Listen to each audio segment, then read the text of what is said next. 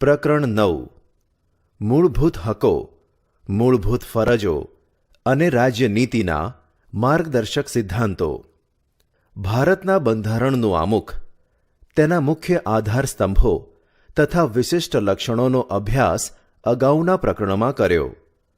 આ પ્રકરણમાં બંધારણના વિશેષ મહત્વના લક્ષણો જેવા કે મૂળભૂત હકો, મૂળભૂત ફરજો અને રાજ્યનીતિના માર્ગદર્શક સિદ્ધાંતો વિશે વિગતે માહિતી મેળવીશું. માનવ હકો, માનવ અધિકારો, હ્યુમન રાઇટ્સ.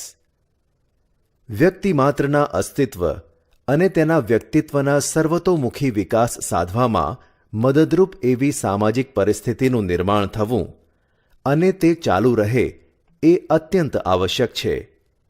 એને સામાન્ય રીતે માનવ હકો કહેવાય છે. દરેક લોકશાહી દેશમાં તેના નાગરિકને કેટલાક પાયાના હકો આપવામાં આવ્યા છે. એ બધા હકો વ્યક્તિ કોઈપણ જાતના ભેદભાવ વિના ભોગવી શકે એ માટે એ હકોના રક્ષણની ખાતરી આપવામાં આવી હોય છે અને સમાજ અને રાષ્ટ્ર દ્વારા તેનો સ્વીકાર કરવામાં આવ્યો હોય છે. વ્યક્તિનો મનુષ્ય તરીકે જન્મ થતાની સાથે જ તે કેટલાક પાયાના હકોનો હકદાર બને છે. તેને માનવ હકો કહેવામાં આવે છે. યુનાઇટેડ નેશન્સ એટલે કે સંયુક્ત રાષ્ટ્રસંઘની મહાસભાએ તારીખ 10 ડિસેમ્બર 1948ના રોજ માનવ અધિકારો જાહેર કર્યા. તેથી 10મી ડિસેમ્બરને માનવ હક દિન તરીકે આપણે ઉજવીએ છીએ. માનવ હકોની વૈશ્વિક ઘોષણાને સ્વીકૃતિ આપી ત્યારબાદ માનવ હકો પૈકી કેટલાક અત્યંત મહત્વના હકોનો આપણે ત્યાં સ્વીકાર કરવામાં આવ્યો અને તેમના રક્ષણની ખાતરી આપવામાં આવી અને બંધારણ સભાએ તેમને બંધારણમાં ગૌરવભર્યું સ્થાન આપ્યું છે. આમ જે માનવ હકોને કાયદાકીય પીઠબળ આપીને બંધારણમાં સમાવ્યા તેને મૂળભૂત હકો કહેવામાં આવે છે. આ માનવ હકો મનુષ્યનું મનુષ્ય તરીકેનું ગૌરવ જાળવી રાખવાના હેતુથી ઘોષિત કરાયા છે. મનુષ્યનું અસ્તિત્વ ટકાવી રાખવા માટે તેની ન્યૂનતમ જરૂરિયાતો જેવી કે રોટી, કપડાં, મકાન, શિક્ષણ અને આરોગ્ય તેને ગૌરવપૂર્વક અને સન્માનજનક સ્થિતિમાં પ્રાપ્ત થઈ શકે. આ ઉપરાંત તે સર્વતોમુખી વિકાસ સાધી શકે, તે જાતનું રાજકીય અને સામાજિક વાતાવરણ મળી રહે એનો રાજ્યએ સ્વીકાર કરીને તેના રક્ષણની બાંયધરી આપવામાં આવી છે. આવા પાયાના મૂળભૂત અધિકારો એ લોકશાહી શાસન પ્રથાની પાયાની ઓળખ છે. મૂળભૂત હકો, ફંડામેન્ટલ રાઇટ્સ. રાષ્ટ્રની સ્થિરતા, વ્યક્તિ સ્વાતંત્ર્યના રક્ષણ અર્થે તથા સરમુખત્યારશાહી સામેના રક્ષણ માટે મૂળભૂત હકો જરૂરી છે. તે આ મુજબ છે: 1. સમાનતાનો હક. 2. સ્વતંત્રતાનો હક. 3. શોષણ સામેનો હક. 4. ધાર્મિક સ્વાતંત્ર્યનો હક. 5. સાંસ્કૃતિક અને શૈક્ષણિક હકો. 6. બંધારણીય ઇલાજોનો હક. 1. સમાનતાનો હક. કાયદા સમક્ષ સમાનતા અને કાયદાનું સમાન રક્ષણ આ બે ખ્યાલોનો સમાવેશ કરવામાં આવ્યો છે. કાયદા સમક્ષ સમાનતા એટલે કોઈ પણ વ્યક્તિ કે વર્ગની તરફેણમાં વિશેષાધિકારોનો અભાવ. એક સરખી પરિસ્થિતિમાં મુકાયેલ વ્યક્તિઓને એક સરખો કાયદો લાગુ પડશે. આ હક મુજબ વ્યક્તિઓ વચ્ચે જ્ઞાતિ, જાતિ, લિંગ, જન્મસ્થાન, આવક કે શિક્ષણના કારણોસર ભેદભાવ રાખવામાં આવશે નહીં.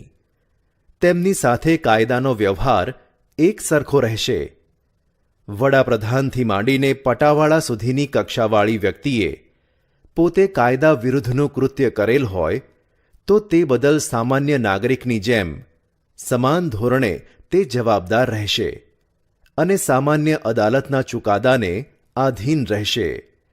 જો કે રાષ્ટ્રપ્રમુખ કે રાજ્યપાલ વગેરેને કેટલાક વિશેષાધિકારો અપાયા છે. કાયદાના સમાન રક્ષણનો અર્થ થાય છે કે સમાન સંજોગોમાં કાયદાનો વ્યવહાર સમાન જ હોવો જોઈએ. કોઈ વ્યક્તિ કે વર્ગને અલગ રાખી તેમના પ્રત્યે ભેદભાવ દર્શાવતો કાયદો રાજ્ય ઘડી શકે નહીં. દરેક કાયદો તમામને માટે એક સરખી રીતે લાગુ પડવો જોઈએ. કોઈ પણ નાગરિકને દુકાનો, નાસ્તાગૃહો, હોટલો, જાહેર મનોરંજનના સ્થળોએ પ્રવેશ મેળવવાનો, જાહેર સ્થળોનો ઉપયોગ કરવાનો, જાહેર રસ્તા, તળાવો કે કૂવાઓનો વપરાશ કરવાની તમામને એક સરખી સમાન તક આપવામાં આવી છે. સ્ત્રીઓ અને બાળકો માટે ખાસ કાયદાકીય જોગવાઈઓ લિંગના આધારે ભેદભાવ ગણાશે નહીં. તે જ પ્રમાણે સમાજની અનુસૂચિત જાતિ, અનુસૂચિત જનજાતિઓ તેમજ સામાજિક અને શૈક્ષણિક રીતે પછાત વર્ગોની ઉન્નતિ માટે રાજ્યને ખાસ જોગવાઈ કરતા રોકશે નહીં. સરકારી નોકરીઓમાં કે ઉચ્ચ અભ્યાસમાં પ્રવેશ મેળવવા માટે અનામત બેઠકોની અલગ જોગવાઈ એ સમાનતાના હકનો ભંગ ગણાશે નહીં. રાજ્યોની જાહેર નોકરીઓમાં નિમણૂક સંબંધી બાબતોમાં તમામ નાગરિકો માટે સમાન તક રહેશે. જો કે નોકરી સંબંધી જરૂરી લાયકાતો નક્કી કરવાની રાજ્યને છૂટ આપવામાં આવી છે. સામાજિક ન્યાય અને વ્યક્તિના ગૌરવની ખાતરી સ્વરૂપે અસ્પૃશ્યતાની નાબૂદી કરીને અસ્પૃશ્યતાનું કોઈ પણ સ્વરૂપમાં આચરણ પર પ્રતિબંધ છે અને શિક્ષાપાત્ર ગુનો બને છે. સમાજમાં કૃત્રિમ ભેદભાવો ઊભા કરતા ઇલકાબો અને ખિતાબો દૂર કરવામાં આવ્યા છે. જો કે નામની આગળ સર, દીવાનજી, રાવ બહાદુર જેવા વિશેષણો લાગતા હતા, તે દૂર થયા છે. સ્વતંત્રતા પછી જુદા જુદા ક્ષેત્રોમાં તેમના વિશિષ્ટ પ્રદાનને અને સિદ્ધિઓને ધરાવતી વ્યક્તિઓને બિરદાવવા માટે સરકાર દ્વારા ભારત રત્ન, પદ્મભૂષણ, પદ્મવિભૂષણ, પદ્મશ્રી જેવા વિશિષ્ટતા દર્શક એવોર્ડ આપવામાં આવે છે. લશ્કરી સેવાઓમાં પરમવીર ચક્ર અપાય છે. લશ્કરી સેવાઓમાં નામની આગળ general, major, chief marshal, field marshal જેવા વિશેષણો લાગે છે. તે સમાનતાના હકનો ભંગ ગણવામાં આવતો નથી. આમ આ હક થકી સમાનતાવાળા સમાજની સ્થાપનાનો ઉદ્દેશ છે અને ભારતમાં કાયદાનું શાસન છે તે સ્થાપિત થાય છે. અલગ પ્રકારના સમૂહો કે વર્ગો માટે તેમની અલગ વિશિષ્ટ સેવાઓના સંદર્ભમાં અલગ પ્રકારની કાયદાકીય જોગવાઈ હોઈ શકે છે. દાખલા તરીકે વકીલો, ડોક્ટરો, શિક્ષકો, વીમા કંપનીઓ, સ્ત્રીઓ, સગીરો માટે અલગ અલગ કાયદાઓ છે. સમાન કામ માટે સમાન વેતનનો સિદ્ધાંત પણ આ અનુચ્છેદનો જ ભાગ છે. 2. સ્વાતંત્ર્યનો હક. બંધારણ દ્વારા ભારતીય નાગરિકોને 6 પ્રકારની સ્વતંત્રતાઓ બક્ષવામાં આવી છે, જે આ પ્રમાણે છે. 1. વાણી અને અભિવ્યક્તિની સ્વતંત્રતા. 2. શાંતિથી અને શસ્ત્રો વિના ભેગા થવાની અને સભા ભરવાની સ્વતંત્રતા. 3. મંડળો અથવા સંઘો રચવાની સ્વતંત્રતા. 4. ભારતના કોઈપણ પ્રદેશમાં ગમે ત્યાં મુક્તપણે હરવા ફરવાની સ્વતંત્રતા. 5. ભારતના કોઈપણ પ્રદેશમાં કોઈપણ ભાગમાં રહેવાની અને સ્થાયી થવાની સ્વતંત્રતા. 6. ગમે તે વ્યવસાય, કામકાજ, વેપાર કે ધંધો કરવાની સ્વતંત્રતા. ભારતીય નાગરિકોના વ્યક્તિત્વના સર્વતોમુખી વિકાસ અને અભિવ્યક્તિ માટે, લોકશાહીના સુચારુ સંચાલન માટે, વ્યક્તિ તંદુરસ્ત અને સ્વસ્થ જીવન જીવી શકે એ માટે આ હકનું સવિશેષ મહત્વ છે. કોઈ પણ વ્યક્તિ આ બધી સ્વતંત્રતાનો મનસ્વીપણે, બેફામપણે વર્તીને સ્વચ્છંદી બનીને ઉપયોગ કરી શકે નહીં. રાજ્ય સમાજના વ્યાપક હિતમાં જાહેર સુલેહ શાંતિ અને સલામતી અર્થે આ સ્વતંત્રતાઓ પર વ્યાજબી નિયંત્રણો અને મર્યાદાઓ મૂકી શકે છે એવી બંધારણમાં સ્પષ્ટતા થઈ છે. કઈ સ્વતંત્રતા કઈ મર્યાદાઓમાં રહીને ભોગવવાની છે તેની જાહેરાત બંધારણમાં કરવામાં આવી છે. ભારતીય નાગરિકને પોતાના વિચારોને વાણી અને વર્તન દ્વારા અભિવ્યક્ત કરવાની સ્વતંત્રતા બક્ષવામાં આવી છે.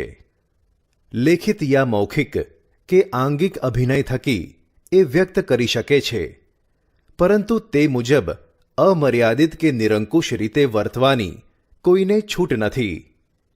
કેટલાક વ્યાજબી નિયંત્રણો કે મર્યાદાઓ બંધારણે મૂક્યા છે, જેવા કે ભારતનું સાર્વભૌમત્વ અને અખંડિતતા, રાજ્યની સલામતી, વિદેશી રાજ્યો સાથે મૈત્રીપૂર્ણ સંબંધો, જાહેર વ્યવસ્થા એટલે જાહેર શાંતિ, સુલેહ અને સલામતી, નીતિમત્તા, શિષ્ટતાના હિતમાં અદાલતી તિરસ્કાર, બદનક્ષી, ગુનાની હિંસાની ઉશ્કેરણી જેવી બાબતોને ધ્યાનમાં લઈને આ સ્વતંત્રતાઓના હકનો ઉપયોગ કરવા પર રાજ્ય કાયદા દ્વારા વાજબી નિયંત્રણો મૂકી શકે છે.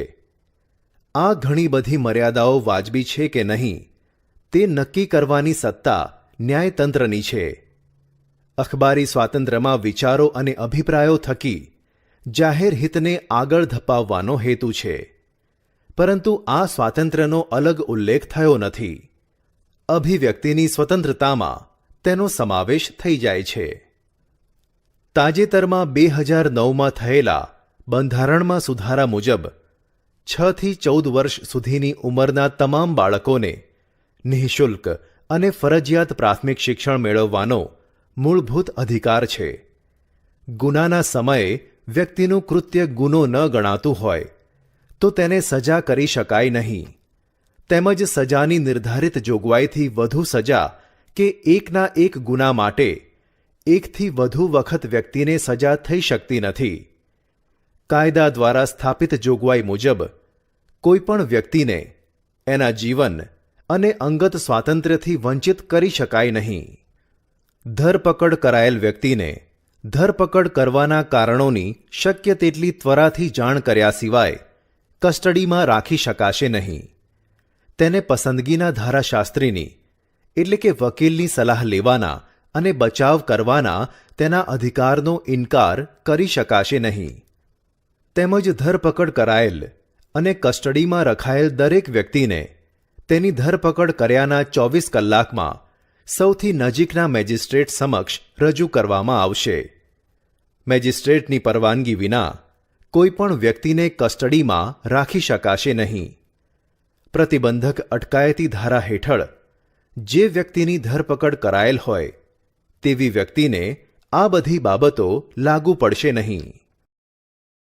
નિવારક અટકાયત એટલે કે પ્રતિબંધિત અટકાયત. રાજ્યને એમ લાગે કે કોઈ વ્યક્તિ તરફથી કોઈ ગુનાહિત કૃત્ય કે પ્રવૃત્તિ થવાની સંભાવના છે તો સાવચેતીના પગલાં તરીકે તેને નિવારક અટકાયત ધારા હેઠળ ધરપકડ કરી શકાય. આ ધારાનો હેતુ અટકાયતીને તેણે કૃત્ય કર્યા બદલ તેને શિક્ષા કરવાનો નથી, પરંતુ રાજ્ય, સમાજ કે કોઈ વ્યક્તિ વિરુદ્ધ ગુનાહિત કૃત્ય કરતો તેને અટકાવવાનો છે. આ કાયદા હેઠળ અટકાયતીને 3 માસ કરતાં વધુ સમય માટે અટકાયતમાં રાખવાની સત્તા મળતી નથી. વડી અદાલતના ન્યાયાધીશો કે સલાહકાર બોર્ડના અભિપ્રાયના આધારે અટકાયત હુકમ રદ કરી શકાય છે. કેટલો સમય અટકાયત ચાલુ રાખવી એ નિર્ણય રાજ્ય સરકાર કરી શકે. 3. શોષણ વિરુદ્ધનો અધિકાર. કોઈપણ વ્યક્તિનું બીજી વ્યક્તિ દ્વારા કોઈપણ પ્રકારે શોષણ ન થાય એવા શોષણવિહીન સમાજની સ્થાપનાનો મુખ્ય ઉદ્દેશ બંધારણનો છે, જે આ હક દ્વારા સિદ્ધ થયો છે. મનુષ્યનો વેપાર, વેઠ પ્રથા, દાસત્વ અને બળજબરીથી કરાવાતી કોઈપણ પ્રકારની મજૂરી પ્રતિબંધિત છે. આ જોગવાઈનો ભંગ શિક્ષાપાત્ર ગુનો ગણાય છે. અનૈતિક હેતુઓ માટે બાળકોના કે સ્ત્રીઓના વેપાર, બળજબરીથી કરાવાતી મજૂરી કે મરજી વિરુદ્ધનું દાસત્વ, વેતન વિનાની મજૂરીનો અને સદીઓથી ચાલી આવેલ વેઠ પ્રથાનો અંત લાવવાનો છે. કોઈપણ વ્યક્તિ પાસે વિના વેતનથી કે લઘુત્તમ વેતન કરતાં ઓછા વેતનથી બળજબરી કે ફરજિયાતપણે મજૂરી કે કામ કરાવવું એ શિક્ષાપાત્ર ગુનો બને છે.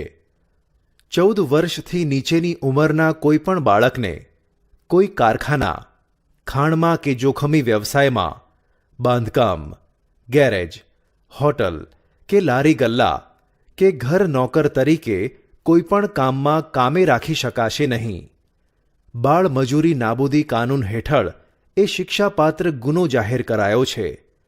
જો કે રાજ્યને જાહેર હેતુઓ માટે લશ્કરી સેવાઓ કે રાષ્ટ્રીય ફરજો, સમાજ સેવાના કોઈપણ ક્ષેત્રમાં ધર્મ, જાતિ, લિંગ, જ્ઞાતિ કે વર્ગના ભેદભાવ રાખ્યા વિના ફરજિયાતપણે વ્યક્તિ પાસે સેવા લેવાનો અધિકાર છે. આ સેવા વેતન વિના કે સવેતન હોઈ શકે છે. 4. ધાર્મિક સ્વાતંત્ર્યનો હક. ભારતના કોઈપણ નાગરિકને અંતઃકરણ અનુસાર પોતાને મનપસંદ ધર્મમાં માનવાનો, તેનું પાલન કરવાનો અને તેનો પ્રચાર પ્રસાર કરવાનો સમાન અધિકાર બંધારણે ઘડ્યો છે. પરંતુ આ સ્વતંત્રતા જાહેર વ્યવસ્થા, નીતિમત્તા અને સ્વાસ્થ્યને બાધ ન આવે તે રીતે વાજબી નિયંત્રણોને આધીન રહીને ધાર્મિક સ્વાતંત્ર્યનો અધિકાર ભોગવવાનો છે. ધાર્મિક ક્રિયાકાંડો, પ્રાર્થના કે પૂજા કરવાના સ્વાતંત્ર્યનો સમાવેશ આમાં થાય છે. ભારતમાં રાજ્યને પોતાનો કોઈ ધર્મ નથી કે ભારતનું રાજ્ય કોઈ ધર્મ કે સંપ્રદાયના સિદ્ધાંતો કે માન્યતાઓને આધારે ચાલતું નથી. રાજ્ય કોઈપણ સમુદાયની ધાર્મિક બાબતોમાં અને ધાર્મિક માન્યતાઓમાં દખલગીરી કરી શકશે નહીં. ધાર્મિક અને સખાવતી હેતુઓ માટે સંસ્થાઓ સ્થાપવાનો અને તેમનું સંચાલન અને વહીવટ કરવાની સ્વતંત્રતા પણ ધાર્મિક સમૂહોને આપવામાં આવી છે. કોઈપણ રાજ્ય જાહેર કરવેરા દ્વારા ઊભા કરાયેલા જાહેર ફંડનો ઉપયોગ કોઈ ખાસ ધર્મ કે સંપ્રદાયના લાભ કે અભિવૃદ્ધિ માટે કરી શકાય નહીં. સરકારી ગ્રાન્ટમાંથી ચલાવાતી કોઈપણ શૈક્ષણિક સંસ્થામાં ધાર્મિક શિક્ષણ આપી શકાશે નહીં કે ધાર્મિક શિક્ષણમાં ભાગ લેવાની કે ધાર્મિક ઉપાસનામાં હાજર રહેવાની ફરજ પાડી શકાશે નહીં. 5. સાંસ્કૃતિક અને શૈક્ષણિક હકો. ભારતમાં વિવિધ ધર્મો, વિવિધ ભાષાઓ અને સંસ્કૃતિઓ ધરાવતા લોકો રહે છે. ભારતના પ્રદેશમાં રહેતા લોકોને પોતાની આગવી ભાષા, લિપિ, સંસ્કૃતિની ઓળખ અને તેના આધારે રચાયેલા વર્ગ સમૂહોને જાળવી રાખવાનો અધિકાર છે. કોઈપણ શૈક્ષણિક સંસ્થાઓ કે જે રાજ્યની ગ્રાન્ટ પર નિર્ભર હોય તેમાં ધર્મ, જાતિ, જ્ઞાતિ, ભાષા કે તેવા કોઈ એક કારણસર કોઈ નાગરિકને પ્રવેશ આપવાનો ઇનકાર કરી શકાશે નહીં. જો કોઈ ઉમેદવાર ચૂંટણીમાં ધર્મ કે જાતિ કે ભાષાના ધોરણે પોતાનો મત આપવાની અપીલ કરે તો તે લોકપ્રતિનિધિત્વ ધારાની કલમ 123(3) હેઠળ ગેરરીતિ ગણાય છે. કોઈ પણ રાજ્ય કોઈ કાયદો ઘડીને નાગરિકો કે તેના કોઈ વિભાગ પર, કોઈ સંસ્કૃતિ કે કોઈ ભાષાના પાયા પર રચાયેલી તમામ લઘુમતીઓને તેમની પસંદગીની શૈક્ષણિક સંસ્થાઓની સ્થાપના અને વહીવટ કરવાનો અધિકાર આપશે. રાજ્ય પણ કોઈ ધર્મ કે ભાષા પર રચાયેલી લઘુમતી સંસ્થાઓને રાજ્ય નિધિમાંથી અપાતી શૈક્ષણિક સહાય કે શૈક્ષણિક શિષ્યવૃત્તિઓ જેવા લાભોમાં માત્ર એ કારણોસર ભેદભાવ કરશે નહીં. આવી લઘુમતી સંસ્થાઓની મિલકતનું ફરજિયાત સંપાદન કે પોતાના હસ્તક લેવા ઈચ્છે તો રાજ્ય જરૂરી વળતર આપીને જ કરી શકે છે. આમ શૈક્ષણિક સંસ્થાઓના સંદર્ભે મહત્વપૂર્ણ જોગવાઈઓ બંધારણમાં કરવામાં આવી છે. 6. બંધારણીય ઇલાજોનો હક. ગમે તેટલા સારા કાયદાઓ ઘડવામાં આવે, મૂળભૂત હકોની જોગવાઈ કરવામાં આવે, પરંતુ જો તેનો અમલ યોગ્ય રીતે ન થાય તો આવી સ્વતંત્રતાનો કે અધિકારનો કોઈ અર્થ સરતો નથી. તેથી આ હકોના અમલ માટે બંધારણમાં જોગવાઈ કરવામાં આવી છે, જે અનુસાર મૂળભૂત હકોના ભંગ બદલ સીધા જ સર્વોચ્ચ અદાલતમાં કે વડી અદાલતમાં જઈને દાદ માંગવાના અધિકારને પણ મૂળભૂત હક તરીકે સ્વીકાર કરવામાં આવ્યો છે. સર્વોચ્ચ અદાલત મૂળભૂત હકોના રક્ષણની અગત્યની ભૂમિકા બજાવે છે. આ અંગે અદાલત જરૂરી લાગે તે પ્રકારના યોગ્ય આદેશો, સૂચના કે આજ્ઞાપત્રો, હુકમનામા કાઢવાની વિશાળ સત્તા તેને બંધારણમાં બક્ષવામાં આવી છે, જે અંગે કોઈ વાંધો લઈ શકતું નથી. મૂળભૂત અધિકારોનો ભંગ થવાની કોઈ રાજ્યની ફરિયાદ કરવામાં આવે તો તેનો યોગ્ય ઉપાય કરવાનું સર્વોચ્ચ અદાલત માટે જરૂરી છે. ડૉક્ટર બાબા સાહેબ આંબેડકરે આ હકને બંધારણના આત્મા સમાન કહ્યો છે. સંસદ કાયદા દ્વારા આવા હુકમો બહાર પાડવાની સત્તા અન્ય કોઈ અદાલતને સુપ્રત કરી શકે છે. મૂળભૂત અધિકારોનો ભંગ થતો હોય કે તે સાથે અસંગત હોય તેવો કાયદો ઘડતા રાજ્ય વિધાનસભાને સર્વોચ્ચ અદાલત અટકાવી શકે છે. આમ આ હક કોઈ પણ નાગરિકને મૂળભૂત હકોના ભંગ બદલ અદાલતોમાં જવાનો હક અને તે હકોનું રક્ષણ મેળવવાનો હક છે. આમ બંધારણમાં બક્ષવામાં આવેલા મૂળભૂત હકો ભારતીય નાગરિકો માટે ઉપલબ્ધ કરાયા છે. આ હકો સરકારો એટલે કે કેન્દ્ર અને રાજ્ય સામે આપવામાં આવ્યા છે. મૂળભૂત હકો બધા સમય માટે બધા નાગરિકો માટે ઉપલબ્ધ છે, પરંતુ કટોકટીના સંજોગોમાં અમુક મૂળભૂત હકો સ્થગિત કરી શકાય છે. કોઈપણ નાગરિકના મૂળભૂત હકો છીનવાઈ જાય તેવા કોઈપણ કાયદાઓ રાજ્યો ઘડી શકતું નથી. મૂળભૂત ફરજો. ભારતમાં પ્રાચીન સમયથી જ લોકો હકો કરતા ફરજો પ્રત્યે વધુ સભાન હતા. જેમ નાગરિકોને કેટલાક મૂળભૂત હકો આપવામાં આવ્યા છે, તેમ નાગરિકોની કેટલીક મૂળભૂત ફરજોનો સમાવેશ 1976માં બંધારણમાં સુધારો કરીને કરવામાં આવ્યો છે. ફરજોનો સમાવેશ મૂળભૂત ફરજો દ્વારા દેશપ્રેમ, રાષ્ટ્રીય ભાવના, કેટલાક ઉચ્ચ આદર્શો અને મૂલ્ય પ્રત્યે નાગરિકોમાં જાગૃતિ લાવીને રાષ્ટ્રની ઉન્નતિ માટે નાગરિકોને પ્રતિબદ્ધ કરવાનો હેતુ હતો. રાષ્ટ્રની એકતા, અખંડિતતા અને સાર્વભૌમત્વના રક્ષણમાં પ્રત્યેક નાગરિક પોતાનું યથાશક્તિ યોગદાન આપે તે થકી સમાજમાં શાંતિ, સલામતી, સદ્ભાવના, સંવાદિતતા અને કોમી એખલાસની ભાવના જાળવી રાખવાનું કર્તવ્ય પ્રત્યેક નાગરિકનું દેશ અને સમાજ પ્રત્યે છે તેનું સ્મરણ કરાવવાનો છે. પાઠ્યપુસ્તકોના પ્રથમ પાના પર આ ફરજો દર્શાવવામાં આવી છે. 1. બંધારણનું પાલન કરવું તેમજ બંધારણમાં વ્યક્ત થયેલા આદર્શો અને સંસ્થાઓ તથા રાષ્ટ્રગીત, રાષ્ટ્રધ્વજનો આદર કરવો. 2. સ્વાતંત્ર્ય સંગ્રામના ઉદ્દાત વિચારો અને પ્રેરણાદાયી આદર્શોનો આદર કરવો અને તે અનુસાર વર્તવું. 3. ભારતના સાર્વભૌમત્વ, એકતા અને અખંડિતતાનું સમર્થન કરવું અને તેનું રક્ષણ કરવું. 4. જ્યારે જરૂર પડે ત્યારે અને હાકલ કરવામાં આવે ત્યારે દેશનું રક્ષણ અને રાષ્ટ્રની સેવા કરવા માટે તત્પર રહેવું અને ઉત્સાહભેર જોડાવું. 5.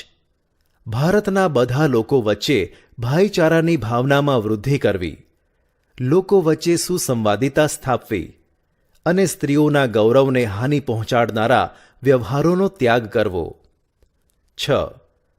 રાષ્ટ્રના સમૃદ્ધ અને સમન્વિત સાંસ્કૃતિક વારસાનું જતન કરવું. 7. જંગલો, સરોવર, નદીઓ અને વન્યજીવો સહિત કુદરતી પર્યાવરણનું રક્ષણ કરવું અને સમૃદ્ધ કરવું તથા સજીવો પ્રત્યે અનુકંપા રાખવી. 8. વૈજ્ઞાનિક અભિગમ, માનવવાદ અને શોધવૃત્તિનો વિકાસ કરવો. 9. જાહેર માલ મિલકતનું રક્ષણ કરવું અને હિંસાનો ત્યાગ કરવો. 10. વૈયક્તિક અને સામૂહિક પુરુષાર્થના ક્ષેત્રોમાં ઉત્કૃષ્ટતા સિદ્ધ કરવા સતત પ્રયત્નશીલ રહેવું, જેથી રાષ્ટ્ર પ્રગતિ અને સિદ્ધિના સોપાનો ઉત્તરોત્તર સર કરતું રહે. 11. મફત, ફરજિયાત અને સાર્વત્રિક રીતે શિક્ષણ પોતાના પાલ્યને આપવું એ તેના માતા પિતાની ફરજ રહેશે. ભારતમાં 6 જાન્યુઆરીને મૂળભૂત ફરજ દિન તરીકે ઉજવવાનું નક્કી થયું છે. આ બધી ફરજો પૈકી કેટલીક ફરજોને કાનૂની પીઠબળ છે. એનું પાલન નહીં કરનારને સજા થાય છે. નાગરિકો ફરજોનું પાલન કરે એ માટે તેમનામાં સભાનતા અને જાગૃતતા ઊભી કરવાનો પ્રયાસ શિક્ષકોએ પ્રયત્નશીલ બનીને કરવો જોઈએ. સમાજમાં પ્રવર્તતા કેટલાક સામાજિક દૂષણો કે અનિષ્ટો જેવા કે અસ્પૃશ્યતા, વેઠ પ્રથા, બાળમજૂરી, સ્ત્રી શોષણ, જાતીય સતામણી, દહેજ પ્રથા, સ્ત્રી ભ્રૂણ હત્યા, કુરિવાજો, અંધશ્રદ્ધા વહેમ સદંતર નાબૂદ થાય એ જોવાની જવાબદારી અને ફરજ નાગરિક તરીકે આપણી છે. સંવેદનશીલ અને જાગૃત નાગરિક તરીકે આપણે શું કરવું જોઈએ તેનું સ્પષ્ટ દિશા સૂચન આ ફરજો આપણને આપે છે. જો ભવિષ્યના નાગરિક એવા બાળકો અને કિશોરોમાં આ ફરજોનો વ્યાપક પ્રચાર પ્રસાર થાય અને તેના મહત્વ અને ઉપયોગિતાનું સતત અને સઘન શિક્ષણ આપવામાં આવે તો ભવિષ્યના નાગરિકોમાં સામાજિક અને રાષ્ટ્રીય ઉત્તરદાયિત્વની ભાવના, વિશ્વ બંધુત્વ, ન્યાયી અને શોષણવિહીન સમાજની રચનાના ઉચ્ચ આદર્શો ફળીભૂત થઈ શકે. રાજનીતિના માર્ગદર્શક સિદ્ધાંતો. રાજનીતિના માર્ગદર્શક સિદ્ધાંતોનો સમાવેશ બંધારણના 4થા ભાગમાં કરવામાં આવ્યો છે. આ માર્ગદર્શક સિદ્ધાંતોનો ઉદ્દેશ વર્તમાન અને ભાવિ કેન્દ્ર અને રાજ્ય સરકારોને જુદા જુદા નીતિ વિષયક ક્ષેત્રોમાં કઈ કઈ નીતિઓ ઘડવી એ સંબંધે માર્ગદર્શન આપવાનો છે. આ સિદ્ધાંતો માર્ગદર્શક છે. એનો અમલ કરવા રાજ્ય સરકારો બંધાયેલી નથી, પરંતુ નીતિ ઘડતરમાં આ સિદ્ધાંતોને કેન્દ્રમાં રાખીને નીતિઓ ઘડવાની અને તેનો અમલ કરવાની રાજ્યની નૈતિક ફરજ છે. આ સિદ્ધાંતોનો સૌથી મહત્વનો ઉદ્દેશ તમામને રાજકીય, સામાજિક તેમજ આર્થિક ન્યાય મળી રહે તેવી સમાજ રચનાની સ્થાપના કરવાનો છે. રાજ્યના ઉદ્દેશો અને ધ્યેયોની પૂર્તિ માટે રાજ્યની નીતિ ઘડતરમાં દિશાસૂચન આપવાનો છે. ન્યાયતંત્ર દ્વારા આ સિદ્ધાંતોનો અમલ કરવાની જોગવાઈ બંધારણમાં નથી. આ મૂળભૂત સિદ્ધાંતોથી આપણને કોઈ કાનૂની અધિકારો પ્રાપ્ત થતા નથી કે તેનાથી કોઈ કાનૂની પીઠબળ મળતું નથી કે કાનૂની ઉપાયો પ્રાપ્ત થતા નથી. તેમ છતાં રાજ્યના કાયદાઓ ઘડતી વખતે તથા તેના સંચાલનમાં તે પાયાના છે. કેટલાક હકોનો સમાવેશ બંધારણમાં મૂળભૂત હકોમાં સમાવેશ કર્યો છે જે તત્કાળ આપી શકાય તેવા હતા, પરંતુ બીજા ઘણા હકોનો સમાવેશ રાજનીતિના માર્ગદર્શક સિદ્ધાંતોમાં કરવામાં આવ્યો છે, જે જેમ જેમ રાજ્ય વ્યવસ્થા સદ્ધર અને મજબૂત બનતી જાય તેમ તેમ ભવિષ્યમાં આ હકો આપતા જવાનો વિચાર બંધારણ સભાનો હતો. ડૉક્ટર બાબા સાહેબ આંબેડકરે તેનું મહત્વ દર્શાવતા તેને દેશના શાસનના તેઓ પાયારૂપ સિદ્ધાંતો છે એવું જણાવ્યું હતું. આપણા બંધારણમાં રાજકીય લોકશાહી સ્થાપવાનો આપણે પ્રયાસ કર્યો છે, પરંતુ સામાજિક અને આર્થિક લોકશાહીની સ્થાપના વિના રાજકીય લોકશાહી અધૂરી છે. આ માર્ગદર્શક સિદ્ધાંતોને વિવિધ વિભાગોમાં દર્શાવીને જાણકારી મેળવીએ. 1. આર્થિક નીતિઓ સંદર્ભે સિદ્ધાંતો. આર્થિક નીતિઓના ઘડતરમાં ઘણા મહત્વના સિદ્ધાંતોનો સમાવેશ કરવામાં આવ્યો છે, જે આ મુજબ છે. 1. સૌ નાગરિકનું મહત્તમ કલ્યાણ અને શ્રેય સધાય એ રીતે સમાજમાં ભૌતિક સંસાધનોની માલિકી અને અંકુશનું વિતરણ કરવું. 2. સંપત્તિ અને ઉત્પાદનના સાધનોનું કોઈ ચોક્કસ સમૂહ કે વર્ગોમાં કેન્દ્રીકરણ ન થાય એવી અર્થવ્યવસ્થા રચવા રાજ્ય પ્રયાસ કરશે. 3. પુરુષો અને સ્ત્રીઓને સમાન કામ માટે સમાન વેતન મળે એવા રાજ્ય પ્રયાસ કરશે. 4. કામના સ્થળે તમામ કામદારોનું આરોગ્ય જળવાઈ રહે તેવી માનવીય પરિસ્થિતિનું સર્જન કરવું. સ્ત્રી પુરુષો અને કુમળી વયના બાળકોનું આર્થિક મજબૂરીના કારણે આરોગ્ય કથળે એવા કામધંધા કે બિન આરોગ્યપ્રદ સ્થળોએ જોખમી કાર્યો કરવા ન પડે. 5. ઔદ્યોગિક એકમોમાં સંચાલનમાં કામદારોની સહભાગીદારી માટે રાજ્ય પ્રયાસ કરશે. 6. બાળકોને આર્થિક લાચારીના કારણે તેમનું કોઈપણ પ્રકારે શોષણ ન થાય તથા તે સ્વસ્થ અને સ્વતંત્ર રીતે ગૌરવપ્રદ સ્થિતિમાં તંદુરસ્ત વિકાસ સાધે તે માટે જરૂરી તકો અને સવલતો ઊભી કરવા માટે રાજ્ય ખાસ પગલાં ભરશે. 7. સ્ત્રીઓને પ્રસૂતિ સમયે જરૂરી રજાઓ તથા રાહત પૂરી પાડવામાં આવે.